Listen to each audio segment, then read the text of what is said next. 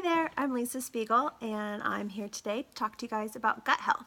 So a little bit about me. I've been in the health field for over 30 years. I am a master herbalist. I'm trained in everything plant and oils. I am also a Lamaze certified childbirth educator, breastfeeder and doula, and I worked in that field for more than 20 years. I recently retired as I am a certified health coach, and I wanted to just focus on that for now, rather than just, in the childbearing phase of life.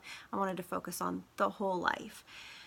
Gut health, however, does start right, at birth. Babies are born with gut flora that was determined in utero. When they are born and they go through the vaginal tract, they collect more bacteria from the mother, and this completes their intestinal flora. Then they are breastfed for a year or two, and that further helps seal their digestive tract and also imparts immunity from the mother. So if a baby perhaps is born by C-section or is not breastfed, that child is then operating from an inherent disadvantage because their gut flora was not completed at birth and during the first year or two of their life. This is not something that I'm saying to make anybody feel guilty if their child was born via C-section or was not breastfed. There's no judgment here. Babies come to us in all ways, and keeping them alive is the key to the first couple of years. So what we're going to do now is just focus on the things that we can change moving forward. So let me explain a little bit about the gut. When the baby is developing, the brain and the gut are actually developed from the same tissue. That's why they sometimes call the gut our second brain. It really is. It's attached to the brain via the 10th cranial nerve, which is the vagus nerve. So they operate together. They are not completely independent of each other.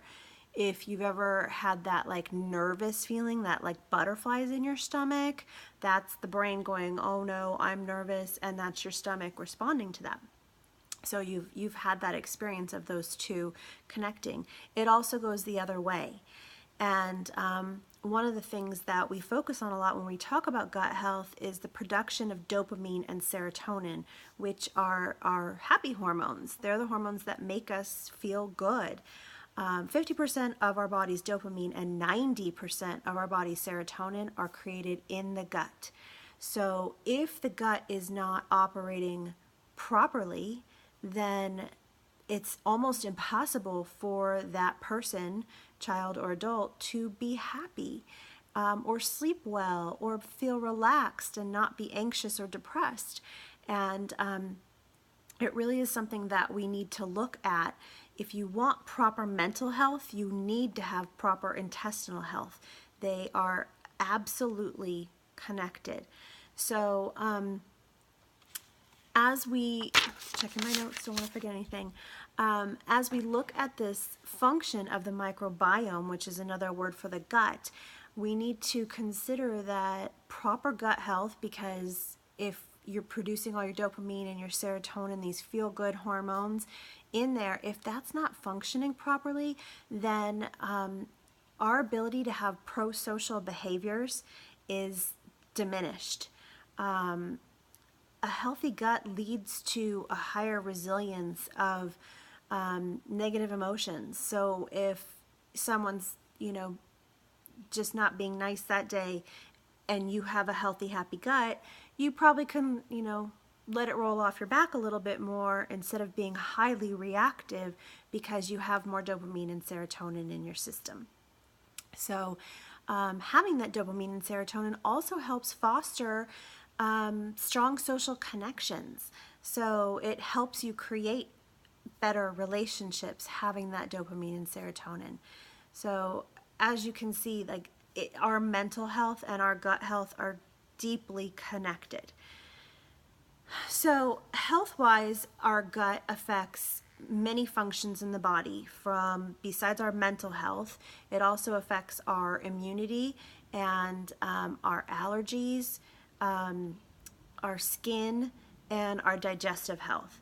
So if it's not operating properly, we typically call that leaky gut. Leaky gut can be caused by many things.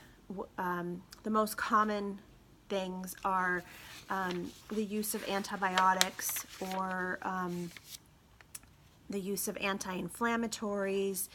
It can be caused by infections or parasites, candida overgrowth, or small intestinal bacteria overgrowth, also called SIBO. What lets these things kind of get out of hand is the leaky gut.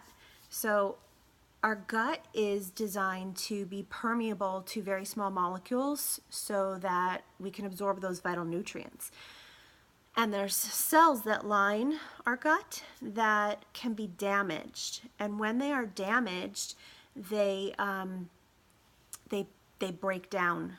So they should be nice and tight like this, but they do allow some molecules to go through. Those are our nutrients. But when they're damaged, it starts to look more like this. And these things that go through that gut wall now are seen by the body as foreign invaders. So toxins, microbes, undigested food particles, they escape the intestines and they travel through the body via the bloodstream. And this is where we start to see things like allergies. We start to see things like digestive issues, asthma, hormonal influences, so many things, because when our body doesn't know what to do, it just kind of attacks these molecules. So here's some signs that gut health is an issue for you or your child. I'm going to drop in the comments as well, or in a second post, I'm going to post some graphics that has all this information in it, but I just want to kind of go through sort of the top 9 ways you can determine whether there's leaky gut involved. So the first is digestive issues. Obviously, if you've got gas, bloating, constipation, or diarrhea, that is a sign that your gut is not healthy. Seasonal allergies or asthma are also a really big sign that your gut is not healthy. When particles go into your bloodstream, your body attacks them, and so that can cause those allergies and the asthma. Hormonal imbalances such as PMS or PCOS, diagnosis of an autoimmune disorder, whether it's Hashimoto's or Epstein-Barr or any one of those, rheumatoid arthritis, any one of those autoimmune kinds of things. Even diabetes, type 2 diabetes is an autoimmune disorder. A diagnosis of chronic fatigue or fibromyalgia. Mind or mood issues such as depression, anxiety, ADD or ADHD. Skin issues such as acne or eczema. Diagnosis of a candida overgrowth. If you've ever had a yeast infection or thrush, that is a candida overgrowth. And food allergies or intolerances. These are all signs that the gut is not healthy and the gut health needs to be addressed. So tomorrow I'm going to go through how to heal the gut. Today we're talking about how it functioned and how it was developed and how to know if there's problems with it.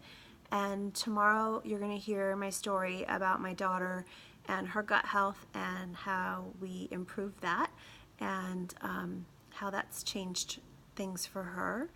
And we'll talk about methods for healing the gut as well. So look for another post with some graphics on leaky gut and gut health, And if you have any questions at all, please just drop it in the comments and or private message me if it's something that you don't feel comfortable sharing on the board. And please let me know how I can help. Hope you guys have a great day. Bye.